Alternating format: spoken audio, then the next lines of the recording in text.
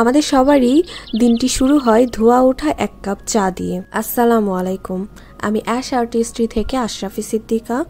কেমন আছেন সবাই? আশা করি সবাই ভালো আছেন। মশলা দুধ চা কিন্তু আমাদের সকলেরই প্রিয়। আমি মশলা দুধ চাটা কীভাবে বানাই আজকে আপনাদের সাথে শেয়ার করব।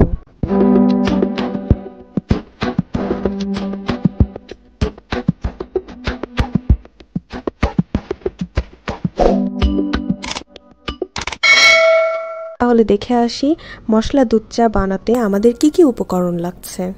হাফ কাপ পানি, দুধ 1 কাপ, গুঁড়ো দুধ 1 টেবিল চামচ, আদা ছোট 1 টুকরা 1 ইঞ্চি পরিমাণ, দারুচিনি 1টি, এলাচ 2টি, তেজপাতা 1টি, লবঙ্গ 3টি, চিনি স্বাদ মতো, চা পাতি 2 টেবিল চামচ, স্বাদের জন্য 1 টেবিল চামচ আমি কফি মিক্সড করেছি। এটা অপশনাল, আপনি চাইলে নাও মিক্সড করতে পারেন।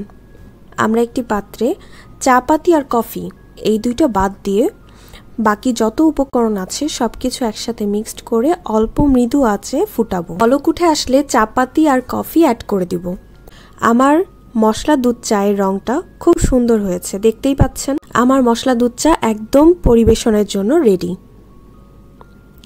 যারা এখনও বাসায় এই দুধ চা ট্রাই করেননি তারা অবশ্যই বানিয়ে খাবেন। যারা এখনও আমাকে ইনস্টাগ্রামে ফলো করেননি তারা অবশ্যই ফলো করতে পারবেন।